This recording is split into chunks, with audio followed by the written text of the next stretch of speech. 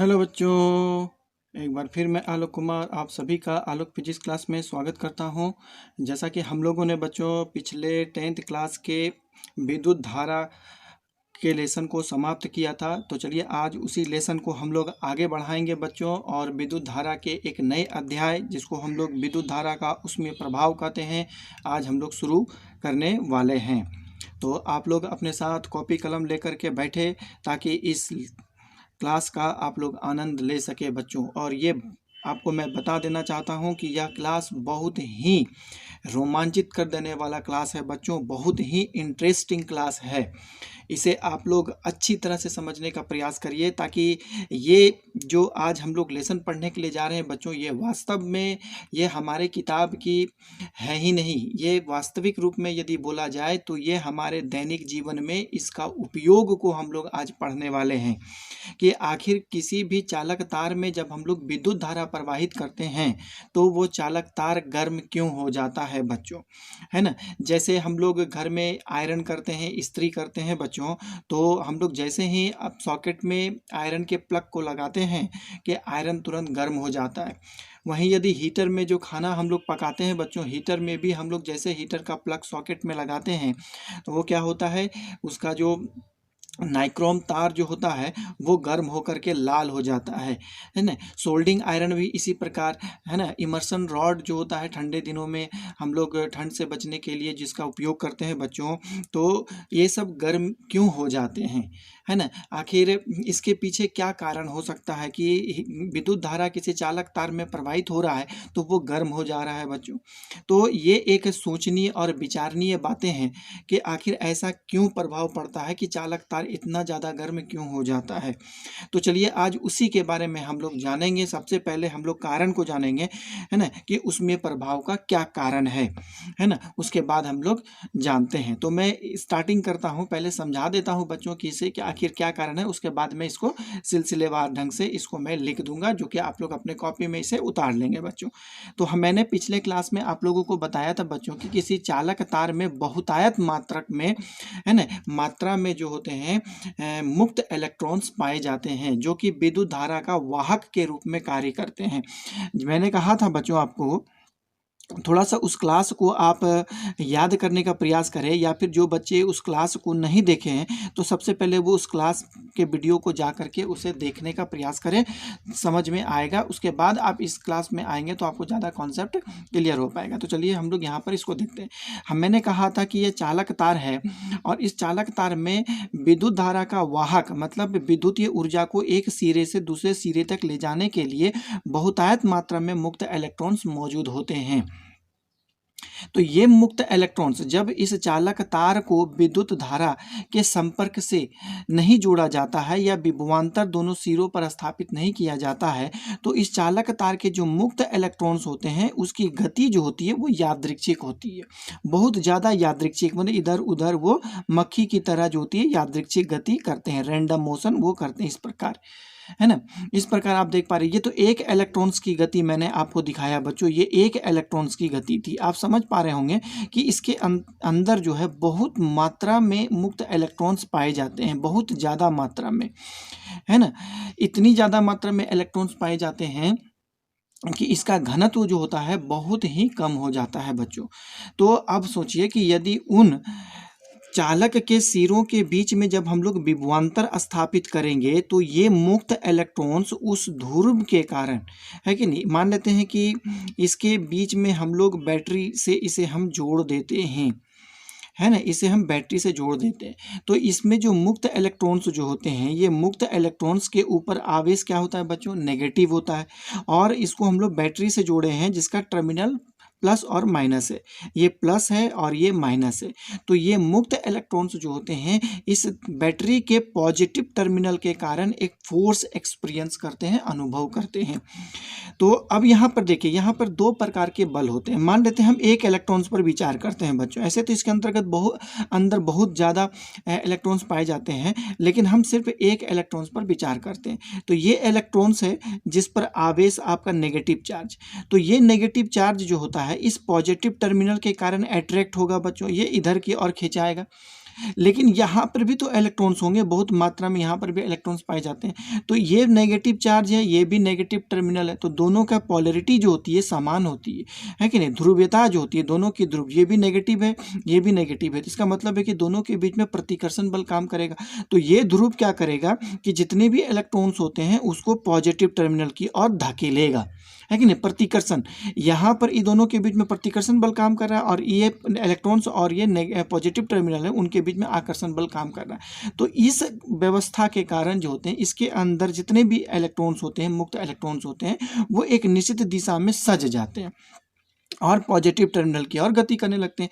उसी तरह जो होते हैं इसके अंदर जो होते हैं एक, है ना, यह बहुतायत मात्रा में धन आवेश कण भी मौजूद होते हैं या आयन के रूप में होते हैं, है ना।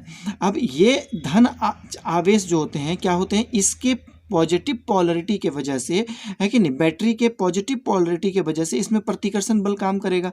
तो वो प्रतिकर्षण बल की दिशा किधर होगी, वो तो इधर होगी। अब बताइए, ये पॉजिटिव है और ये नेगेटिव टर्मिनल, तो दोनों के बीच में आकर्षण बल काम करेगा। तो ये नेगेटिव टर्मिनल क्या करेगा कि इसको अपनी ओर खींचेगा। तो आप यहाँ पर देख पा रहे होंगे कि इलेक्ट्रॉन्स की गति और धन आवेश की गति जस्ट एक दूसरे के विपरीत होती है। तो विपरीत होने की वजह से क्या होता है, दोनों एक दूसरे के उल्टा गति करते हैं, और गति करने के दौरान जो होते हैं एक दूसरे के बीच में टक्कर होता है बच्चों, जो कि प्रतिरोध का कारण होता है। अब इसी टक्कर के कारण जो होता है इलेक्ट्रॉन्स गति करते करते क्या होते हैं कि उसकी गति मंद पड़ जाती है। तो गति का मंद पड़ना, इसका मतलब इलेक्ट्रॉन्स या धन आवेश की गतिज ऊर्जा में ह्रास होता है बच्चों, है कि नहीं। अचानक मान लेते हैं कि इलेक्ट्रॉन्स गति कर रहा था और वो अचानक टक्कर हो गया और वो रुक गया, तो इलेक्ट्रॉन्स के पास ऊर्जा के रूप में गतिज ऊर्जा था, और वो अचानक जब रुका तो उसकी गतिज ऊर्जा में ह्रास हो गई। और हम जानते हैं कि ऊर्जा संरक्षण के सिद्धांत के अनुसार ऊर्जा नष्ट नहीं होता है, उसका सिर्फ रूपांतरण होता है।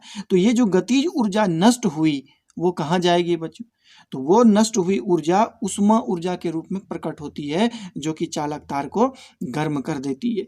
यदि किसी भी चालक तार का जितना ज़्यादा प्रतिरोध होगा उसमें ऊष्मा उतना ही ज़्यादा उत्पन्न होगा। इसे नाइक्रोम तार का, जो कि हम लोग हीटर में प्रयोग करते हैं, उसका प्रतिरोध बहुत ज़्यादा होता है, इसीलिए वो बहुत ज़्यादा गर्म हो जाता है। लेकिन घरेलू तार के रूप में जो हम, है ना, का प्रयोग करते हैं उसका प्रतिरोध बहुत कम होता है, इसलिए उसमें ज़्यादा ऊष्मा उत्पन्न नहीं होता है। तो इसे आप समझ में आ गया होगा बच्चों। तो चलिए हम लोग इसको लिखने का प्रयास करते हैं। देखिए, चालक के अंदर, यहाँ ध्यान से इसको आप लोग लिखिएगा। देखिए, चालक के अंदर, है कि नहीं, मुक्त इलेक्ट्रॉन्स पाए जाते हैं। चालक के अंदर मुक्त इलेक्ट्रॉन पाए जाते हैं, मुक्त इलेक्ट्रॉन्स पाए जाते हैं जो चालक में यादृच्छिक गति करते हैं, जो चालक में यादृच्छिक गति करते हैं, है ना, चालक में यादृच्छिक गति करते हैं। देखिए, जब चालक के सिरों के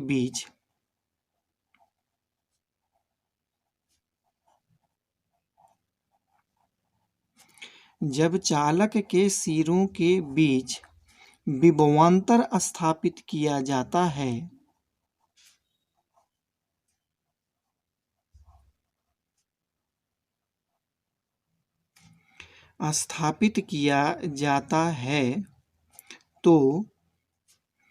तो मुक्त इलेक्ट्रॉन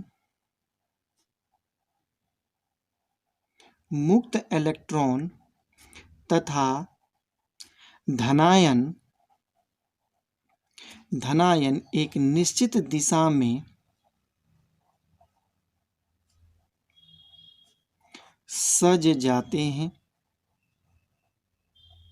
एक निश्चित दिशा में सज जाते हैं। क्यों सज जाते हैं बच्चों, इसके बारे में आप लोगों को आइडिया होगा, है कि नहीं, क्योंकि वो पॉजिटिव टर्मिनल के कारण उसमें आकर्षण होता है, नेगेटिव टर्मिनल के वजह से इलेक्ट्रॉन का रिपल्सन होता है ना, धन आवेश, इसी तरह के बातें हैं। और वो एक निश्चित दिशा में सज जाते हैं और एक दूसरे के विपरीत गति करने लगते हैं, और एक दूसरे के विपरीत और एक दूसरे के विपरीत गति करने लगते हैं। गति करने लगते हैं। गति के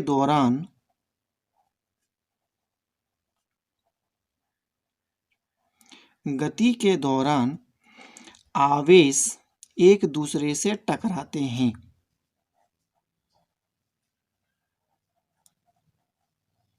एक दूसरे से टकराते हैं। एक दूसरे से टकराते हैं, है ना, जिससे आवेश की गतिज ऊर्जा में ह्रास होता है। जिससे आवेश की गतिज ऊर्जा में ह्रास होता है।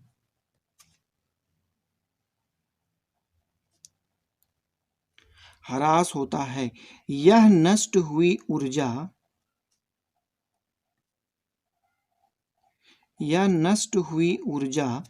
है ना, ऊर्जा संरक्षण के सिद्धांत से, या नष्ट हुई ऊर्जा संरक्षण के सिद्धांत से, ऊर्जा संरक्षण के सिद्धांत से ऊष्मा ऊर्जा के रूप में प्रकट होती है। ऊष्मा ऊर्जा के रूप में प्रकट होती है। ऊष्मा ऊर्जा के रूप में प्रकट होती है, जो चालक तार को गर्म कर देता है। जो चालक तार को गर्म कर देता है।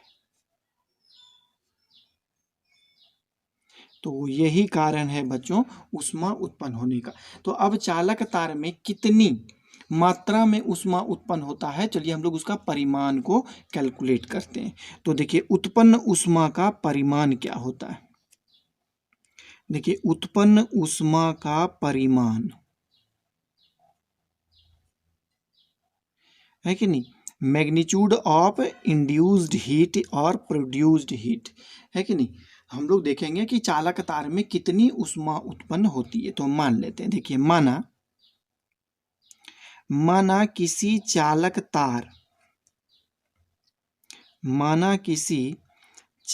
तार के सिरों के बीच, है ना, सिरों के बीच भी विभवांतर उत्पन्न करने पर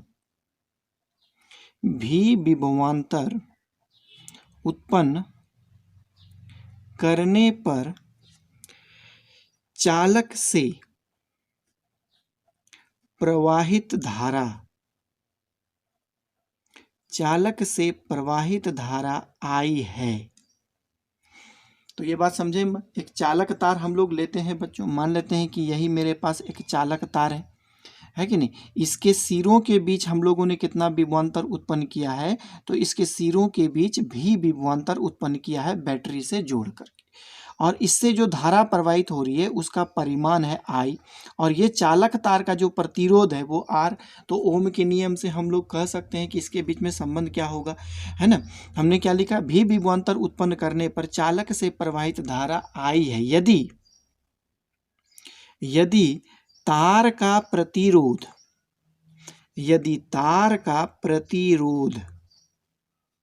है ना, यदि तार का प्रतिरोध R हो तो ओम के नियम से क्या हो सकता है, तो ओम के नियम से हम लोग लिख सकते हैं V = IR। इसको हम लोग समीकरण नंबर 1 कहेंगे, है ना। अब चलिए आगे बढ़ते हैं। अब देखिए फिर कहेंगे, देखिए यदि चालक में Q आवेश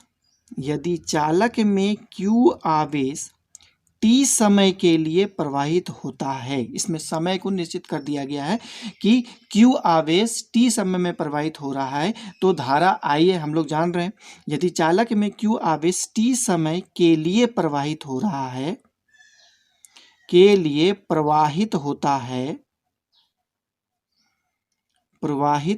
है तो तो टी समय में चालक से प्रवाहित धारा कितनी होगी? टी समय में चालक से प्रवाहित धारा, टी समय में चालक से प्रवाहित धारा हम लोग लिख सकते हैं I is equal to Q by T होगा। इसको हम लोग समीकरण नंबर 2 कहेंगे। तो ये दोनों बात आप लोग पूर्व से ही जान रहे हैं बच्चों, है कि नहीं, कि ओम के नियम से हम लोग V is equal to I R देंगे और धारा की परिभाषा से हम लोग I is equal to Q by T देते हैं। तो चलिए अब यहाँ पर देखिए बात करनी है हम लोगों को, ये चीज़ हम लोगों को समझना है बच्चों कि देखिए चालक तार में प्रतिरोध होते हैं बच्चों, जिसको हम लोग R से इंडिकेट किए हैं। थोड़ा इस बात पर गौर करिएगा बच्चों और इसके समझने का प्रयास करिएगा, है ना। चालक तार का अपना प्रतिरोध है। जब इसमें प्रवाहित करते हैं, जब हम लोग धारा प्रवाहित करेंगे I, तो ये धारा प्रतिरोध का काम क्या है कि वो धारा के प्रवाह का विरोध करना, वो धारा को प्रवाहित नहीं होने देना चाहता है। लेकिन धारा जबरदस्ती उससे प्रवाहित होती है, तो यदि जबरदस्ती प्रवाहित होगी तो इसका मतलब है कि धारा को इस प्रतिरोध के विरुद्ध कुछ कार्य करना पड़ेगा, है कि नहीं, कुछ कार्य करना पड़ेगा बच्चों। आप ये बात को जान रहे हैं कि यदि जबरदस्ती, प्रतिरोध का काम है कि वो धारा को रोकना, लेकिन धारा का काम है कि वो जबरदस्ती प्रवाहित होना। इसका मतलब है कि धारा को कुछ ना कुछ विरोध झेलना पड़ेगा इस चालक तार को पार होने में, है ना। तो इस याद रखिएगा कि यदि इस विरोध के अगेंस्ट यदि कुछ भी होता है तो हमको वहाँ पर काम करना पड़ता है, कार्य करना पड़ता है कि नहीं। तो आवेश को, है कि नहीं, इस प्रतिरोध के विरुद्ध या विद्युत धारा को इस विरुद्ध, है ना, इस प्रतिरोध के विरुद्ध कुछ काम करना पड़ता है। हम कह सकते हैं कि धारा है तो उसमें आवेश भी होगा, तो आवेश को इस प्रतिरोध को पार करने में कुछ काम करना पड़ता है। यही तो विभव का कारण है बच्चों। तो यहाँ पे लिखते हैं कि देखिए आवेश को, देखिए आवेश, है ना, क्यू आवेश को चालक के प्रतिरोध, है कि नहीं, चालक के प्रतिरोध को पार करने में, चालक के प्रतिरोध को पार करने में, प्रतिरोध को पार करने में कुछ कार्य करना पड़ता है, कुछ कार्य करना पड़ता है। तो कितना काम करना पड़ता है बच्चों? तो इसका मात्रा जो है हम लोग विभवांतर या विभव के समीकरण से देते हैं। कुछ कार्य करना पड़ता है, तो कार्य का जो परिमाण कितना होगा लिखेंगे हम लोग। कार्य का परिमाण कितना होगा? तो हम लोग विभव का परिभाषा जानते हैं बच्चों, V इज इक्वल टू होता है W बाय Q।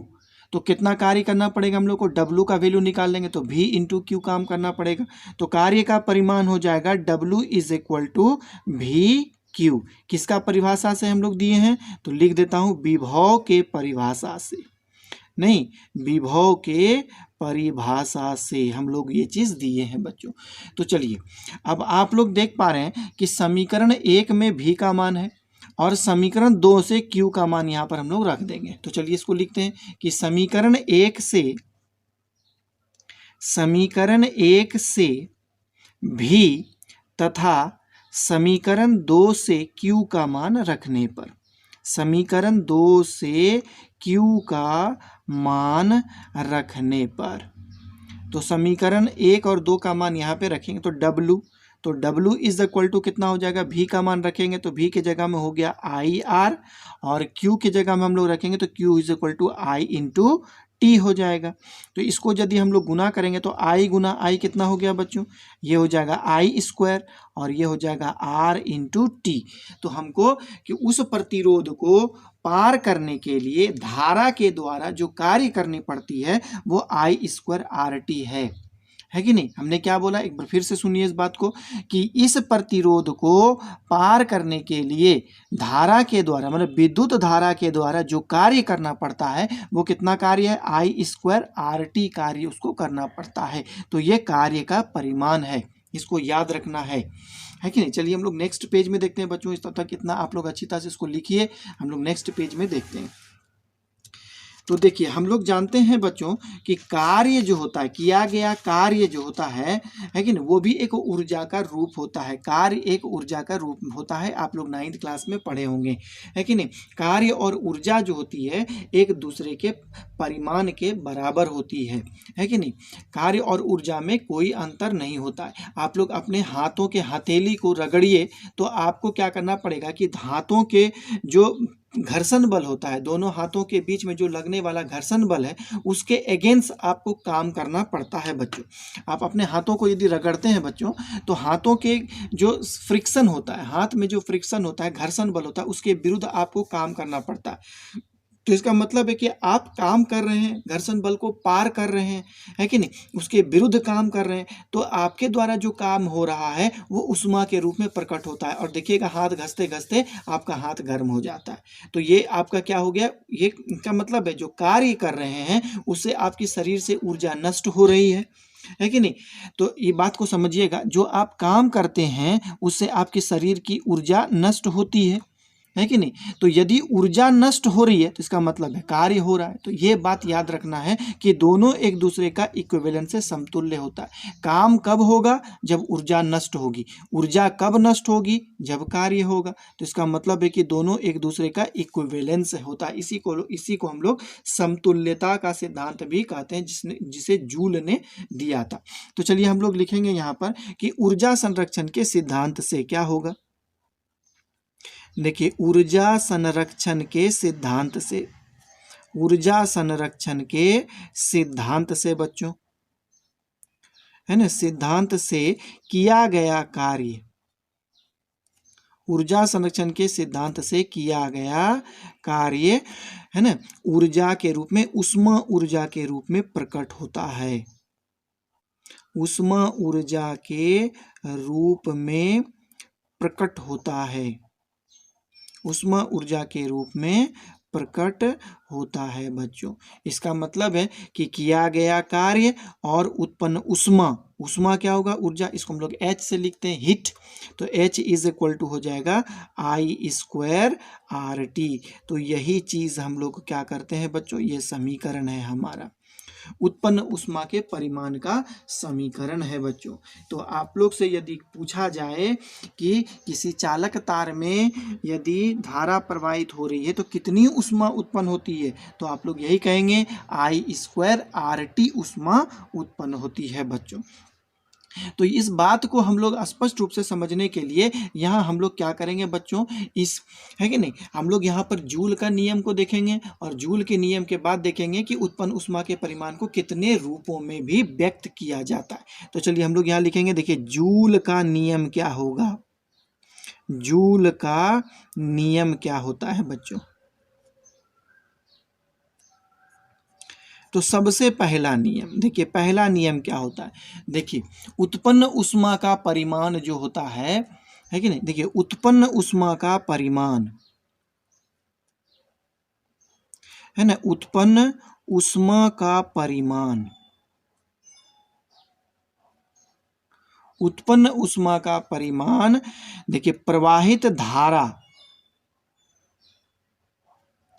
प्रवाहित धारा के वर्ग के समानुपाती होता है कि नहीं, वर्ग के समानुपाती होता है, वर्ग के समानुपाती होता है। उत्पन्न उष्मा का परिमाण प्रवाहित धारा के वर्ग के समानुपाती होता है। कब, यदि चालक तार का प्रतिरोध, यदि चालक तार का प्रतिरोध तथा प्रवाहित धारा का समय, तथा प्रवाहित धारा का समय, प्रवाहित धारा का समय t नियत हो, स्थिरांक हो बच्चों, नियतांक हो, नियत हो।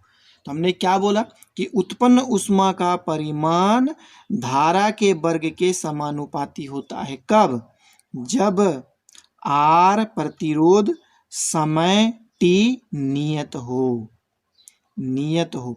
इसे आप समझ पाए बच्चों, नहीं? तो चलिए इसको हम लोग समझते हैं। मान लेते हैं कि मेरे पास दो प्रतिरोध है बच्चों, एक प्रतिरोध ये है और एक प्रतिरोध ये है बच्चों। थोड़ा सा इसमें गंभीर होकर के देखें। हमने क्या बोला, प्रतिरोध नियत है। मान लेते हैं कि इस ऊपर वाला जो प्रतिरोध है उसका परिमाण है 100 ओम, नीचे वाला का भी प्रतिरोध है 100 ओम, तो आर कांस्टेंट हो गया दोनों के लिए, है कि नहीं। अब समय, इस तार में भी प्रवाहित धारा का जो समय है बच्चों वो 10 मिनट मैंने लिया, 10 मिनट के लिए धारा इसमें प्रवाहित किया गया है, और इसमें भी हम लोगों ने 10 मिनट धारा प्रवाहित किया। तो इसमें देखिए प्रतिरोध 100 ओम है, इसका मतलब है नियत हो गया। समय दोनों में समान दे दिया, इसका मतलब है वो भी नियत हो गया। तो अब बताइए कि उत्पन्न ऊष्मा का परिमाण किस पर निर्भर करेगा, जिसमें ज़्यादा धारा प्रवाहित होगी वही उसी में ज़्यादा ऊष्मा उत्पन्न होगा। इसमें यदि हम 20 एम्पियर की धारा प्रवाहित करते हैं और इसमें हम 30 एम्पियर की धारा प्रवाहित करते हैं तो उस उत्पन्न ऊष्मा का परिमाण किसमें ज़्यादा होगा, जिसमें ज़्यादा धारा प्रवाहित हो रही है। इसका मतलब है कि नीचे वाला में ज़्यादा ऊष्मा उत्पन्न होगा बनिस्पत ऊपर वाले के। तो इसे आप समझ पाए होंगे बच्चों, है कि नहीं। हमने क्या किया, प्रतिरोध को नियत कर दिया 100 ओम, समय को नियत कर दिया 10 मिनट, लेकिन धारा को परिवर्तित किया। धारा कहता है कि प्रतिरोध में उत्पन्न ऊष्मा का परिमाण उसमें ज़्यादा होगा जिसमें धारा का परिमाण ज़्यादा होगा। तो समानुपाती यही बात हम लोग को बतलाता है बच्चों। तो चलिए हम लोग दूसरा नियम को देखेंगे, ओम जूल के का दूसरा नियम क्या होता है। देखिए उत्पन्न ऊष्मा का परिमाण, देखिए उत्पन्न ऊष्मा का परिमाण है ना, उत्पन्न ऊष्मा का परिमाण चालक तार के प्रतिरोध के समानुपाती होता है। चालक तार के प्रतिरोध, चालक तार के प्रतिरोध के समानुपाती होता है ना, चालक तार के प्रतिरोध के समानुपाती होता है। कब, जब चालक तार से प्रवाहित धारा, जब चालक तार से प्रवाहित धारा आई तथा समय टी नियत हो, नियत हो। तो इसे आप अच्छी तरह समझ पाए होंगे बच्चों, है ना। हमने क्या कहा है कि नहीं। तो उत्पन्न ऊष्मा H समानुपाती होगा किसका, R का, है कि नहीं। H समानुपाती होगा किसका बच्चों, R का। कब, जब जब I तथा T नियत हो। तो ये जूल का दूसरा नियम है बच्चों, है कि नहीं। इसको हम लोग इस प्रकार समझ सकते हैं। मान लेते हैं कि यहाँ पर एक रेजिस्टेंस मैंने लिया, यहाँ पर भी मैंने एक रेजिस्टेंस लिया, प्रतिरोध लिया, है कि नहीं। इसमें हम लोगों ने 20 एम्पियर की धारा प्रवाहित किया। क्या क्या नियत है, आई, धारा और समय। तो पहले दोनों को नियत कर देते हैं बच्चों। धारा को ले लिया 20 एम्पियर, समय को भी नियत कर देते हैं। इसमें भी मैंने 10 मिनट के लिए धारा प्रवाहित किया, इसमें भी मैंने 10 मिनट के लिए धारा प्रवाहित किया। तो आप लोग देखें कि धारा आई और समय टी नियत कर दिया। अब परिवर्तन किसको करना है, आर को। इसका प्रतिरोध हो गया 50 ओम और इसका प्रतिरोध हो गया 100 ओम। तो आप कहिए कि उत्पन्न ऊष्मा का परिमाण किसमें ज़्यादा होगा, जिसका प्रतिरोध ज़्यादा होगा। उत्पन्न ऊष्मा का परिमाण प्रतिरोध के समानुपाती होता है जब धारा और टी नियत होता है। इसका मतलब है कि नीचे वाले प्रतिरोध में उत्पन्न ऊष्मा का परिमाण ज़्यादा होगा। क्यों, क्योंकि देख पा रहे होंगे समय और धारा दोनों नियत है, प्रतिरोध नीचे वाला का ज़्यादा है, इसलिए उत्पन्न ऊष्मा इसमें ज़्यादा होगा। तो चलिए तीसरा नंबर में हम लोग आते हैं बच्चों। देखिए उत्पन्न ऊष्मा का परिमाण, उत्पन्न ऊष्मा का परिमाण, है कि नहीं, चालक से प्रवाहित, देखिए चालक से प्रवाहित धारा के समय, प्रवाहित धारा के समय के समानुपाती होता है।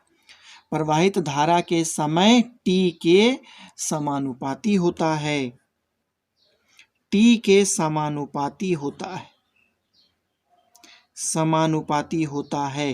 कब, जब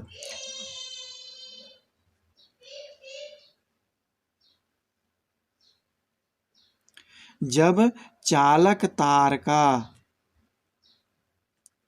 जब चालक तार का प्रतिरोध, आर, जब चालक तार का प्रतिरोध आर तथा प्रवाहित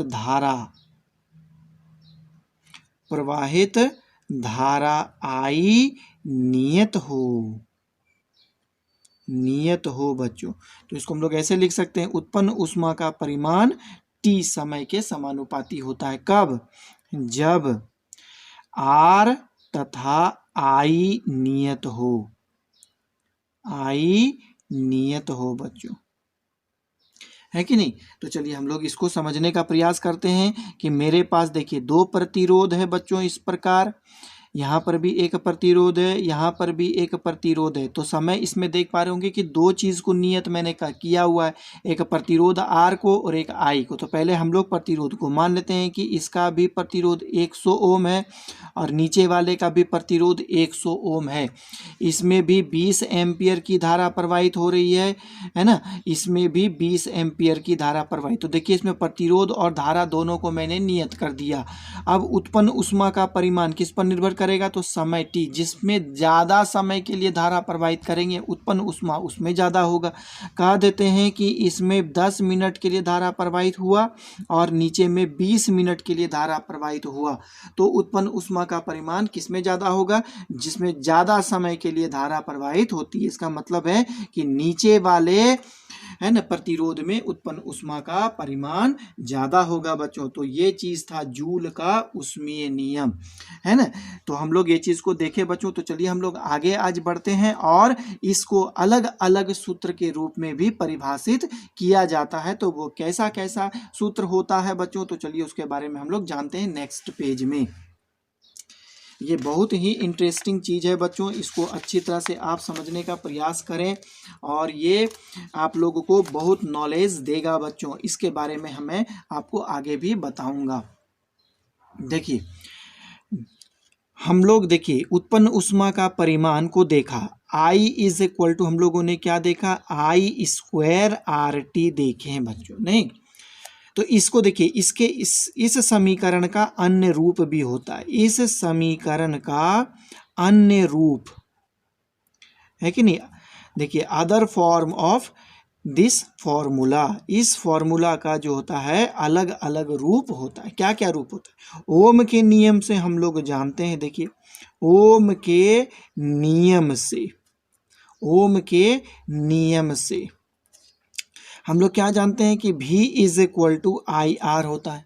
तो ऊपर में जो समीकरण होता है बच्चों उसको हम लोग इस प्रकार भी लिख सकते हैं, I गुना IR और गुना T। इस समीकरण को हम लोग ऐसे भी लिख सकते हैं, I दो ठो है तो क्या लिखा? I Guna IR into T, और IR के जगह में हम लोग V को यहाँ पे पुट कर देंगे बच्चों।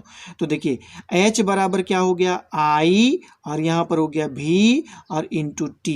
तो इसको हम लोग इस प्रकार भी इस तरह करके लिख सकते हैं। ये इसका इस प्रकार रूप होता है, मतलब कि उत्पन्न ऊष्मा का परिमाण चालक तार से प्रवाहित धारा, उसके सिरों के बीच उत्पन्न विभवांतर और प्रवाहित धारा का समय, तीनों के गुणनफल के रूप में परिभाषित कर सकते हैं। तो ये इसको अन्य रूप है, इसको हम A मान लेते हैं बच्चों। इस प्रकार ओम के नियम से ही बच्चों, है कि नहीं, हम इस प्रकार भी लिख सकते हैं। देखिए ओम के नियम से ऊपर वाले समीकरण में यदि I का मान हम यहाँ पे रख दें ओम के नियम से, है कि नहीं, तो अन्य रूप क्या है? एक रूप तो हमको यहाँ पर मिला देखने के लिए बच्चों, एक एरो के साइन में, दूसरा एरो के साइन में हमको यहाँ पर मिला। देखिए V का मान हम ओम के नियम से ही रखेंगे। V का मान क्या होता है बच्चों? हम लोग जानते हैं IR होता है। तो I बराबर कितना हो जाएगा? I बराबर हो जाता है V/R। तो इस I का मान ऊपर के समीकरण में हम लोग रख देंगे। तो रखेंगे तो हमको क्या मिलेगा? H बराबर V/R, I के जगह में रखेंगे तो होल स्क्वायर, और पुनः मिलता है हमको RT। अब हम देखिए इसको ऐसे लिख सकते हैं, V स्क्वायर बाय हो गया R स्क्वायर गुना हो गया R इंटू T, तो R को कट गया। तो H बराबर क्या हो जाएगा? V स्क्वायर और यहाँ पर बचेगा T और नीचे में बचा एक R। तो यदि किसी भी चालक तार में प्रवाहित धारा नहीं दिया गया है कि नहीं, धारा नहीं दिया हुआ है बच्चों, इस प्रकार, है कि नहीं, धारा इस समीकरण में ऐसा देख पा रहे होंगे कि धारा नहीं है है कि नहीं। तो धारा नहीं दिया गया है, सिर्फ विभवांतर दिया गया है, तो हम लोग उससे भी क्या कर सकते हैं, उत्पन्न ऊष्मा के परिमाण को ज्ञात कर सकते हैं। तो ये अलग अलग उसका रूप था बच्चों, ये फार्मूला का अलग अलग रूप है। तो इसे आप लोगों ने अच्छी तरह से जाना उत्पन्न ऊष्मा का। तो हम लोग नेक्स्ट देखेंगे हम लोग बच्चों की और क्या होता है। तो आप यहाँ पर अभी देखेंगे फिलहाल कि विद्युतीय ऊर्जा को हम लोग किस प्रकार परिभाषित करते हैं, विद्युतीय ऊर्जा को हम लोग कैसे परिभाषित करते हैं, इसके बारे में चलिए हम लोग बात करते हैं। विद्युतीय ऊर्जा क्या होता है। विद्युतीय ऊर्जा, ऊर्जा इसको हम लोग विस्तार से कैसे कहते हैं बच्चों, विद्युतीय ऊर्जा। आप लोग याद करिए ऊर्जा की परिभाषा क्या होती है, विद्युतीय ऊर्जा को कैसे हम लोग डिफाइन कर सकते हैं। इसको इंग्लिश में हम लोग इलेक्ट्रिकल एनर्जी कहते हैं बच्चों। इलेक्ट्रिकल एनर्जी क्या होता है विद्युतीय ऊर्जा। सबसे पहले हम लोग जानेंगे कि ऊर्जा किसे कहते हैं, उसके बाद विद्युतीय ऊर्जा को डिफाइन करेंगे। तो देखिए सामान्यतः परिभाषित क्या होता है कि विद्युत के द्वारा किया गया कार्य है ना, कार्य करने की क्षमता को, मतलब विद्युत के द्वारा, देखिए इसका परिभाषा हम लोग ऐसे देंगे कि विद्युत के द्वारा कार्य करने की क्षमता को, के द्वारा कार्य करने की क्षमता को, है ना, कार्य करने की क्षमता को विद्युतीय ऊर्जा कहते हैं। कार्य करने की क्षमता को विद्युतीय ऊर्जा कहते हैं बच्चों। तो ये बहुत आसान है। ऊर्जा का भी परिभाषा जानते हैं हम लोग, किसको कहते हैं, कार्य करने की क्षमता को ऊर्जा कहते हैं। इसका मतलब है कि यदि कार्य आपसे काम हो रहा है किसी भी वस्तु के द्वारा, यदि कार्य, सबसे पहले हम लोगों को यहाँ पर बात को जानिए कि कार्य का मतलब क्या होता है कि नहीं। बच्चे सबसे पहले इसी चीज को नहीं समझ पाते हैं कि आखिर कार्य क्या होता है। देखिए कार्य का मतलब क्या होता है कि ये एक कोई ऑब्जेक्ट है, कोई वस्तु है, यदि आप इसमें F बल लगाते हैं और इस वस्तु में यदि विस्थापन उत्पन्न हो जाता है कि नहीं, यदि ये वस्तु यहाँ तक विस्थापित हो जाता है कि नहीं, तो विस्थापन मान लिया x है, तो लगाया गया बल और उत्पन्न विस्थापन के गुणनफल को हम लोग कार्य कहते हैं। कहने का मतलब आपने बल लगाया और विस्थापित हो गया कोई वस्तु, तो आपने कार्य किया, है कि नहीं। तो अब आप भी ऐसे देखते हैं कि हवा किसी वस्तु पर टकराता है और वो वस्तु उड़ करके दूसरे स्थान तक चले जाता है। तो हवा क्या किया गया, उस वस्तु पर पहले बल लगाया और वस्तु विस्थापित हुआ, इसका मतलब हवा के द्वारा कार्य हुआ। मैं भी क्या करता हूँ, हम लोग भी क्या करते हैं कि पत्थर रखे जमीन पर हम लोग पैर से ठोकर मार देते हैं। ठोकर मारने का मतलब मैंने उस पर बल लगाया और वस्तु विस्थापित हो जाता है कि नहीं, एक स्थान से दूसरे स्थान तक चले जाता है। तो बल लगाया और उसमें विस्थापन उत्पन्न हो गया, तो मैंने उस पर कार्य किया, है कि नहीं। इसी प्रकार विद्युत के द्वारा भी होता है, विद्युत में भी कार्य करने की क्षमता होती है बच्चों, है कि नहीं। विद्युत भी कार्य करने की क्षमता रखता है। तो उसी क्षमता को हम लोग कहते हैं विद्युतीय ऊर्जा। आप लोग जैसे देखते हैं कि पंप, वाटर पंप जो होते हैं वो पानी में क्या करते हैं, उसको जमीन के गहराई से निकाल करके कई बिल्डिंग के ऊपर टंकी तक पहुंचा देने का काम करते हैं। तो सोचिए इसका मतलब ये बल लगा रहा है और साथ में पानी को विस्थापित भी कर रहा है। तो इसका मतलब है कि मोटर कार्य कर रहा है कि नहीं, पानी को स्थापित करने के लिए, विस्थापित करने के लिए। तो विद्युतीय ऊर्जा वहाँ पर खर्च हो रही है कि नहीं। विद्युतीय ऊर्जा पंखा के रूप में जब चलती है बच्चों, तो वो देखते होंगे वो घूर्णन गति करता है। घूर्णन गति करने के संबंध में भी ऊर्जा नष्ट होती है, गति वो बल लगा रहा है और घूर्णन के समय में कोणीय विस्थापन उत्पन्न होता है, जिसके वजह से वो कार्य करता है। तो अलग अलग संदर्भ में हम लोग अच्छी तरह से जानते हैं कि विद्युत, है ना, यदि किसी यंत्र के द्वारा कोई कार्य संपादित होता है तो संभवतः उससे विद्युतीय ऊर्जा नष्ट होती है। यहाँ पर भी हम लोग देखते हैं बच्चों कि चालक तार जो प्रतिरोध होता है, आप लोग यहाँ पर देखें कि कोई भी चालक, ऐसा दुनिया में कोई भी चालक नहीं होते हैं बच्चों जिसमें कोई प्रतिरोध नहीं पाया जाता है। कुछ न कुछ प्रतिरोध हर पदार्थ में पाए ही जाते हैं, हर चालक में पाए जाते हैं। तो इस प्रतिरोध को भी पार करना है कि नहीं, किसी आवेश को इस प्रतिरोध के विरुद्ध उसको काम करना है बच्चों। तो इस प्रतिरोध के विरुद्ध कार्य करने के लिए भी उसमें ऊर्जा की आवश्यकता होती है।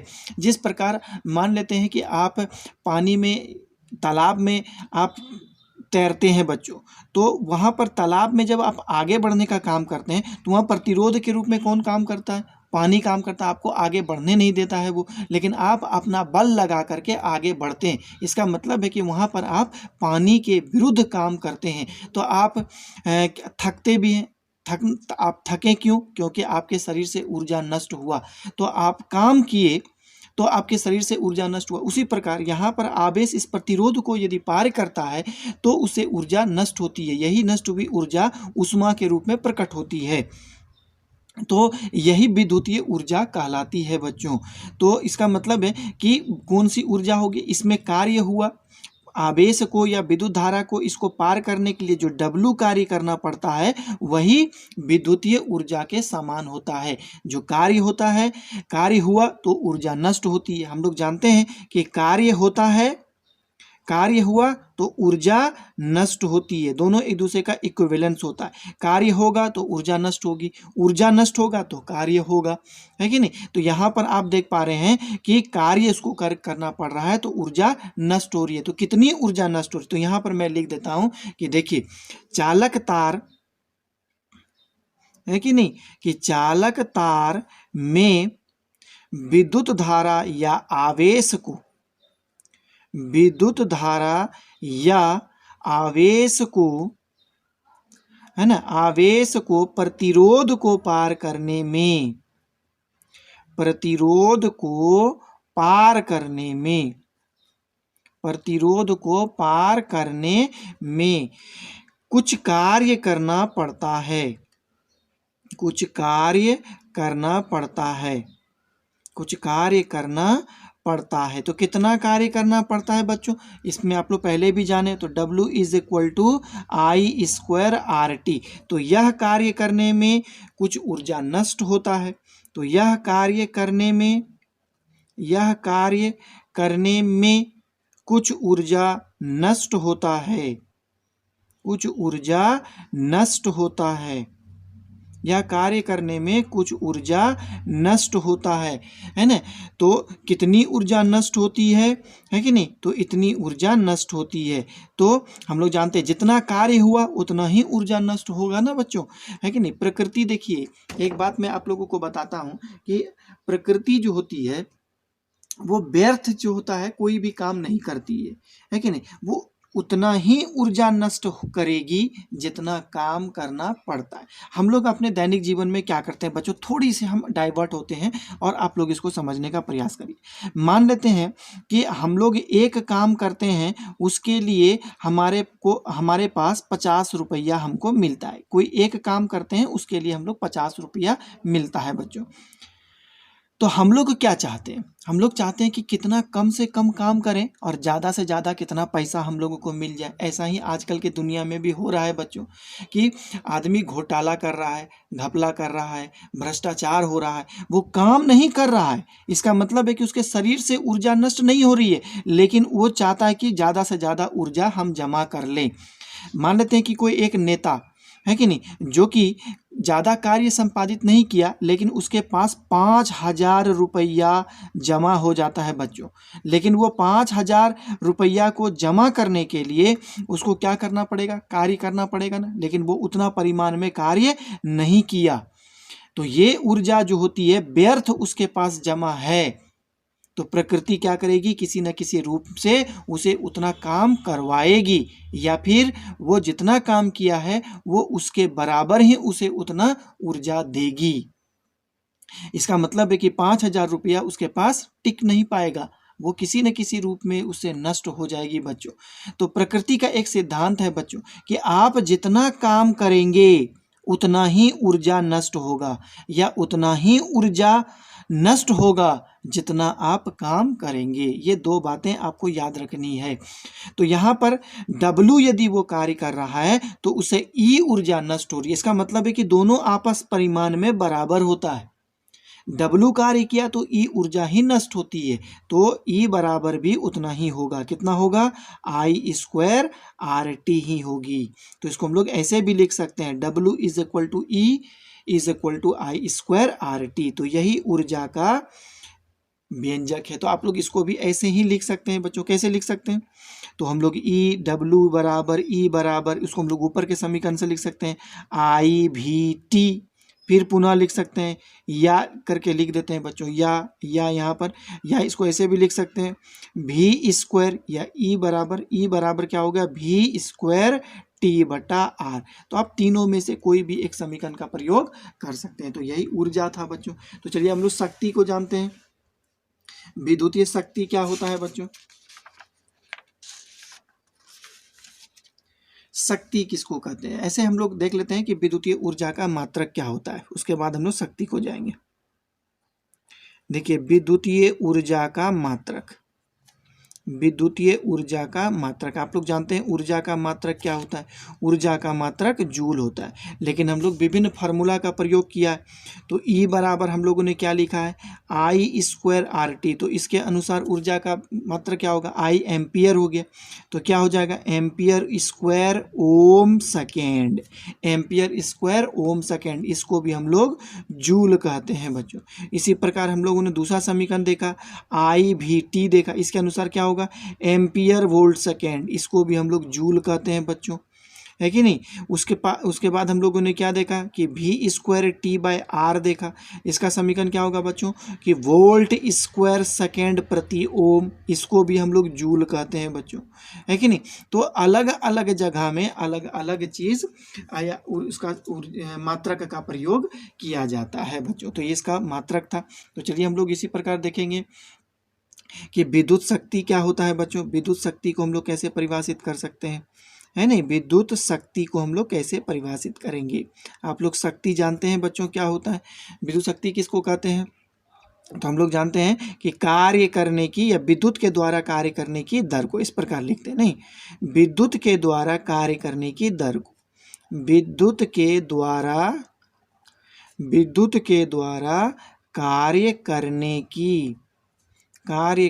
की दर को, विद्युत के द्वारा कार्य करने की दर को विद्युत शक्ति कहते हैं, विद्युत शक्ति कहते हैं, विद्युत शक्ति कहते हैं, है कि नहीं। इसे P से सूचित किया जाता है, इसे P से सूचित किया जाता है, इसे P से सूचित किया जाता है बच्चों, है ना। इसे हम लोग P से सूचित करते हैं। इसका मतलब हो गया कि P इज इक्वल टू हो जाता है क्या, W बाय टी।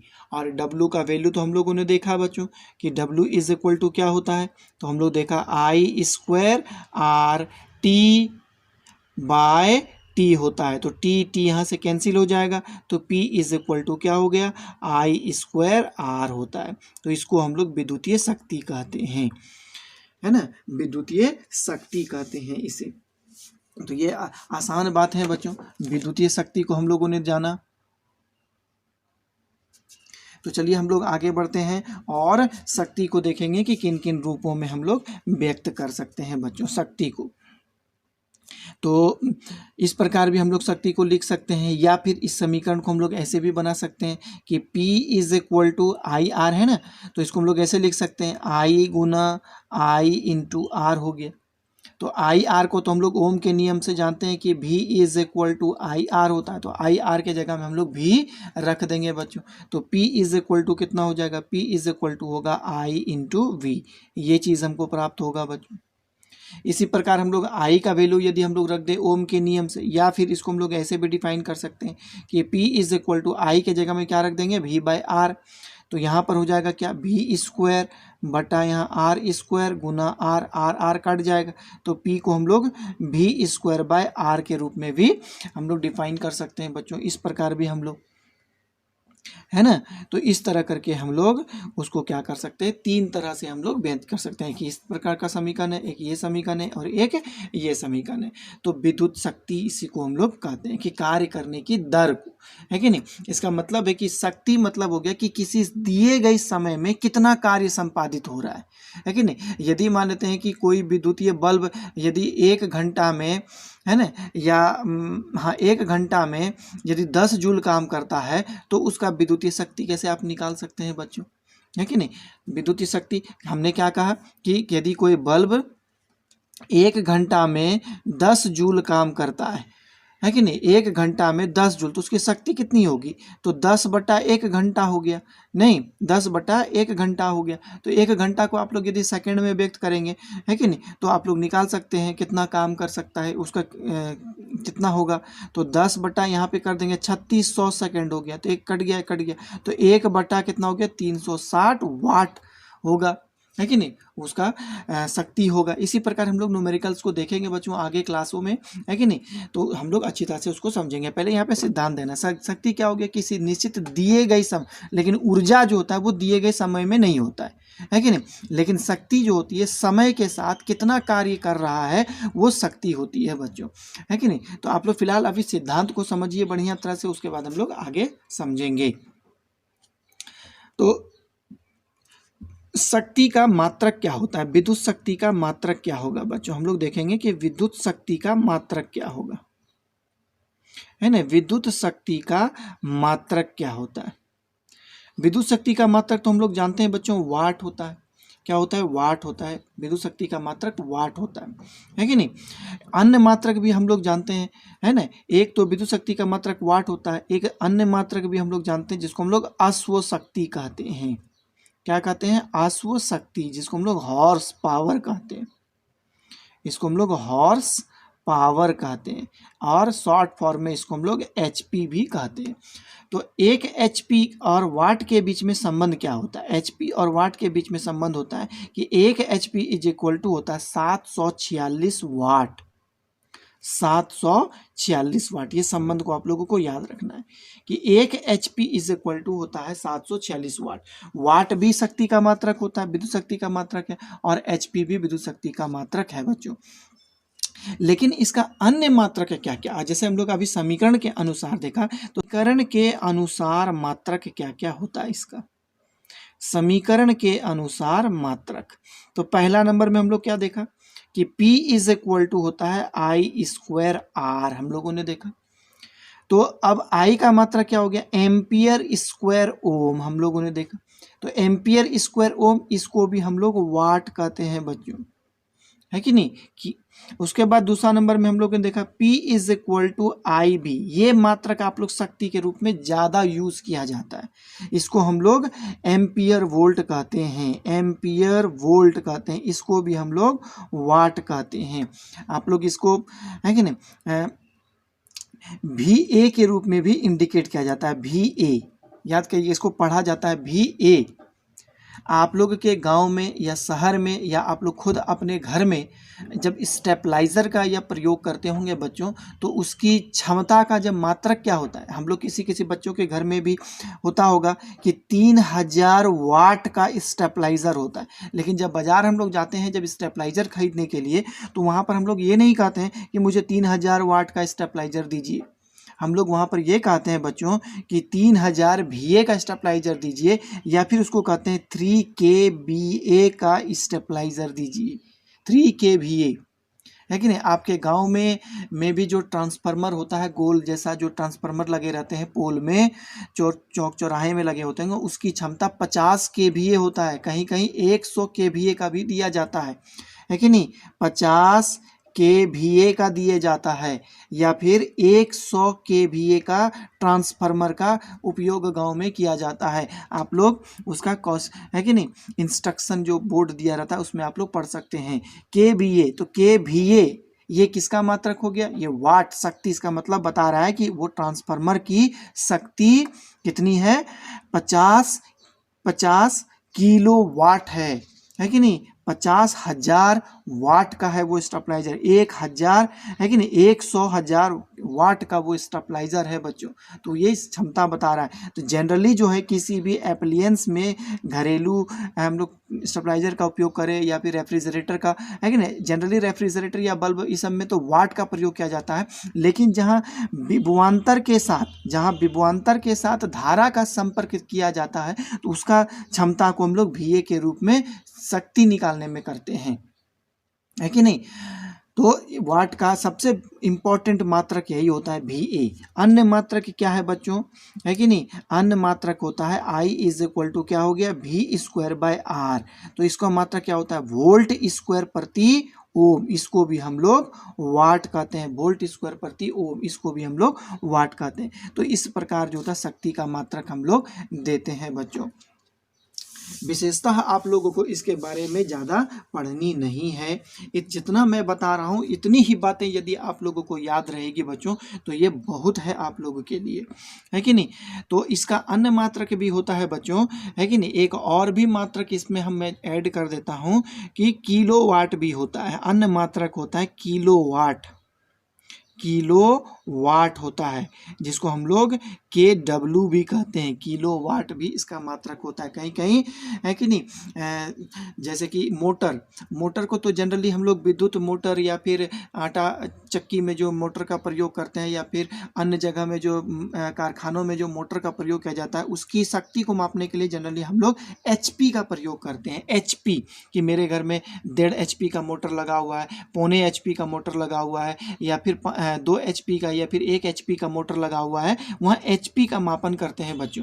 लेकिन जनरली जहाँ स्टेपलाइजर, ट्रांसफार्मर, इस सब का जब हम लोग शक्ति का मापन करते हैं तो वहाँ पर हम लोग VA का प्रयोग करते हैं। तो हर जगह अलग अलग यूनिट का प्रयोग किया जाता है विद्युत शक्ति के मापन के लिए। तो वो चीज़ आप लोग कब ज़्यादा सीखेंगे, जब आप लोग विभिन्न प्रकार के विद्युत एप्लायंस को, यंत्र को, उपकरण को जब देखेंगे, तब आपको पता चलेगा कि ये इसका मापन किस मात्रक के रूप में किया जा रहा है बच्चों। तो इसे आप लोग बढ़िया तरह से सीखने और समझने का प्रयास करें। तो चलिए हम लोग आगे बढ़ते हैं, और अब हम लोग जानते हैं बच्चों कि यूनिट किसको कहते हैं। यूनिट, है कि नहीं। इससे ज़्यादातर प्रश्न परीक्षा में यूनिट से ही पूछे जाते हैं। यूनिट क्या होता है।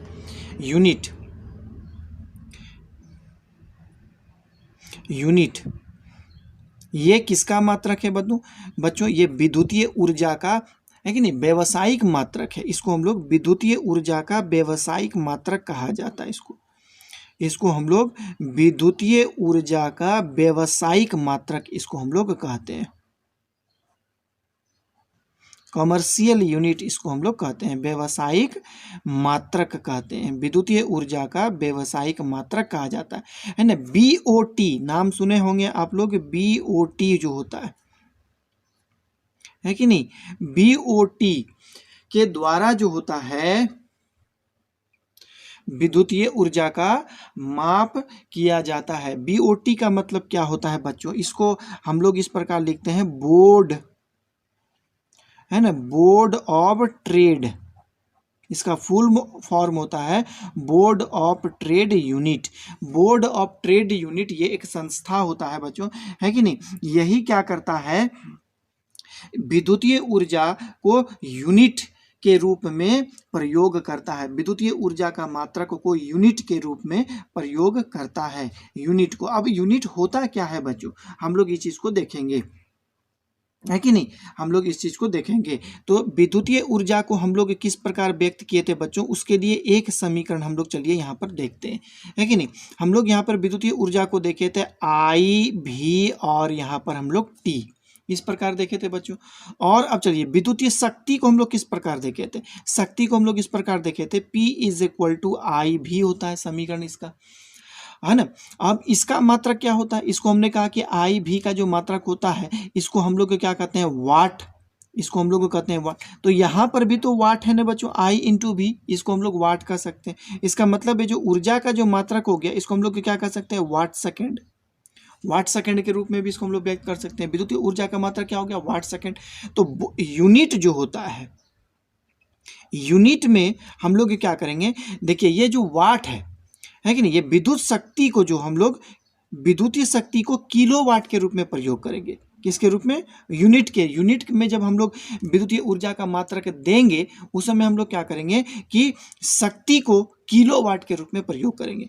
विद्युतीय शक्ति को किसके रूप में प्रयोग करेंगे, किलोवाट के रूप में, KW, है कि नहीं, किलोवाट के रूप में हम लोग प्रयोग करेंगे, किलोवाट। और यहाँ पर एक चीज़ और है, समय भी।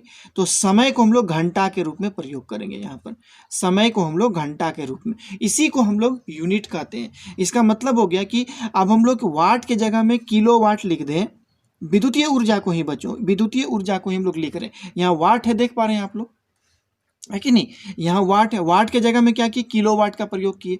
और समय को हम लोग घंटा के रूप में प्रयोग करेंगे। तो क्या हो गया, किलोवाट घंटा। तो जब हम लोग विद्युतीय ऊर्जा में शक्ति को किलोवाट और समय को घंटा के रूप में जब प्रयोग करेंगे, इस प्रकार किलोवाट घंटा, तो इसी को हम लोग यूनिट कहते हैं। क्या कहते हैं बच्चों? इसी को हम लोग यूनिट कहते हैं। तो इसका मतलब है कि 1 यूनिट बराबर होता है 1 किलोवाट घंटा। तो 1 यूनिट इज इक्वल टू होगा, 1 यूनिट इज इक्वल टू हो जाता है 1 किलोवाट घंटा। तो ये कोई दूसरा चीज नहीं है, बस व्यक्त करने का एक अलग तरीका होता है। इसको आप लोग अच्छी तरह से समझिए, है ना। हमने क्या कहा कि विद्युतीय ऊर्जा का जो मात्रा समीकरण होता है बच्चों, वो आई भी टी होता है। आप लोग पहले भी देखिए, शक्ति का जो मात्रक होता है वो समीकरण होता है वो आई इंटू भी, शक्ति का मात्रक वाट होता है। तो आई और भी ये क्या हो गया, यहाँ पर भी है, तो इस आई इंटू भी को हम लोग क्या कहेंगे, वाट कह सकते हैं। तो यहाँ पर मैंने वाट कर दिया, और समय का मात्रक सेकंड हो गया। तो इसका मतलब हो गया कि विद्युतीय ऊर्जा का मात्रक क्या हो गया, वाट सेकंड हो गया। विद्युतीय ऊर्जा का मात्रक वाट सेकंड हो गया बच्चों। तो अब हम लोग यूनिट के रूप में विद्युतीय ऊर्जा को किस प्रकार व्यक्त करेंगे। यूनिट क्या है? विद्युतीय ऊर्जा का व्यावसायिक मात्रक है, मैंने आप लोग को पहले लिखा है। तो यूनिट के रूप में जब हम लोग विद्युतीय ऊर्जा के मात्रक को व्यक्त करते हैं, तो सबसे पहले शक्ति, जो यहाँ पर W आप देख रहे हैं, वाट को देख रहे हैं, तो किस रूप में व्यक्त करेंगे, किलोवाट के रूप में लेंगे। और समय को घंटा के रूप में लेंगे बच्चों, समय को घंटा के रूप में लेते हैं। तो यदि हम लोग कुल मिलाकर के यदि व्यक्त करेंगे तो 1 यूनिट इज इक्वल टू क्या हो गया, 1000 वाट घंटा, है कि नहीं। तो आप लोग इसको ऐसे भी लिख सकते हैं, किलोवाट को यदि आप 1000, किलो के जगह में आप लोग 1000 लिख देंगे, 1000 वाट घंटा ऐसे भी हो सकता है। किलो का मतलब ही होता है 1000, है कि नहीं। तो किलो को हटा दिए, इसके जगह हम लोग 1000 लिख दिए, तो 1000 वाट घंटा इज इक्वल टू भी यूनिट होता है। तो आप लोग इसको समझ पाए। अब हम लोग इसको देखेंगे इस प्रकार कि इसको यूनिट को क्या होता है। अब जैसे आप घर में बल्ब जलाते हैं, तो एक बल्ब का जो क्षमता होता है बच्चों, वो 100 वाट का होता है कि नहीं। तो आप एक बल्ब के जरिए कितने देर में 1 यूनिट बिजली खर्च कर सकते हैं, है कि नहीं। 100 वाट का बल्ब आप कितने देर जलाएंगे तो आपका 1 यूनिट बिजली खर्च होगा। तो इसको इस प्रकार लिख सकते हैं, देखिए 1000 पूरा करना है, तो 1000 पूरा कैसे करेंगे, 100 वाट का बल्ब है बच्चों, आप उसको कितनी देर जला दीजिए, 10 घंटा जला दीजिए, है कि नहीं। 100 वाट का बल्ब है, उसको आप 10 घंटा जला दिए, तो इसको गुना करके देखिए आप कितना हो गया, 1000 वाट घंटा। तो ये भी तो 1 यूनिट हो गया बच्चों, है कि नहीं। मान लेते हैं कि आपके पास जो है 10 वाट का एक बल्ब है, तो आप उसको कैसे आप क्या बोलते हैं, यूनिट कितने देर में 1 यूनिट बिजली आपका खर्च होगा, 10 वाट का बल्ब। तो आप क्या करेंगे, 10 वाट का बल्ब कितनी देर जलाना होगा, 100 घंटा जलाना होगा। जब आप उसे 100 घंटा जलाएंगे तब ये दोनों मिलकर के कितना हो जाएगा, 1000 वाट घंटा। ये आपका हो गया 1 यूनिट आपने बिजली खर्च किया, है कि नहीं। तो इस तरह करके आप, भारत सरकार क्या करती है कि एक प्रति यूनिट के हिसाब से हमसे पैसा लेती है। आप लोग बिजली बिल जमा किए होंगे बच्चों कभी, तो आपके घर में जो मीटर लगा रहता है ना, वो मीटर यूनिट को रीड करता है कि आपके एक दिन में या एक महीना में कितना यूनिट आपने बिजली खर्च किया, है ना। तो उस यूनिट के हिसाब से आपसे वो पैसा लेती है। भारत सरकार क्या करती है या राज्य सरकार क्या करती है कि प्रति यूनिट बिजली बिल फिक्स कर देती है। जैसे कि वर्तमान समय में शायद कि 1 यूनिट बिजली बिल जो होता है शायद वो 22.5 रुपया है कि नहीं, मतलब 22.5 रुपया 1 यूनिट बिजली खर्च करेंगे तो आपको देनी पड़ेगी, 22.5 रुपया देना पड़ेगा। तो 1 यूनिट बिजली एक महीना में लगभग घर में बिजली उठता है, वो आपके चलाने पर निर्भर करता है कि आप घर में क्या क्या चला रहे हैं। मान लेते हैं कि आपके घर में 10 यूनिट बिजली खर्च हो रही है, तो आपको कितने इस पैसे के हिसाब से कितना पैसा देना पड़ेगा।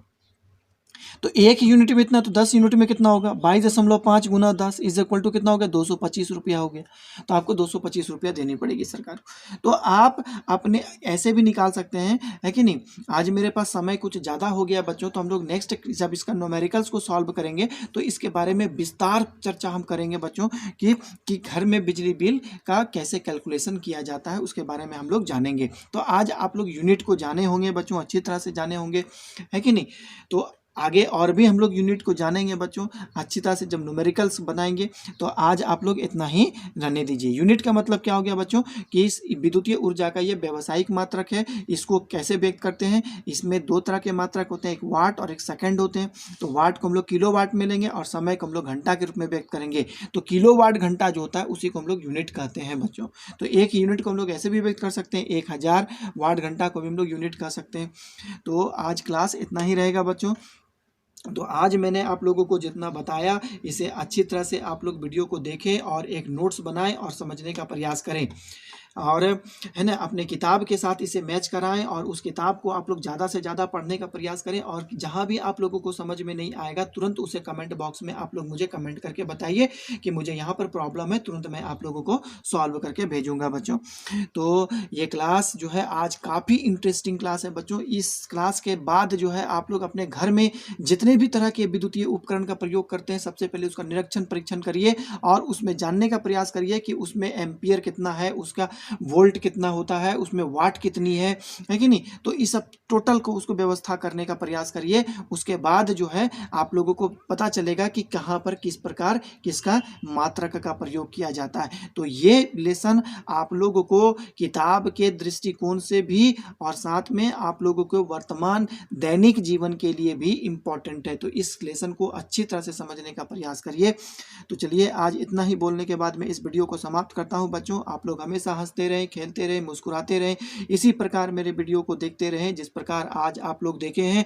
वैसे बच्चे जो आज हमारे क्लास में नए हैं तो वो सबसे पहले इस चैनल को सब्सक्राइब करेंगे, लाइक करेंगे और साथ ही अपने दोस्तों के साथ शेयर करेंगे।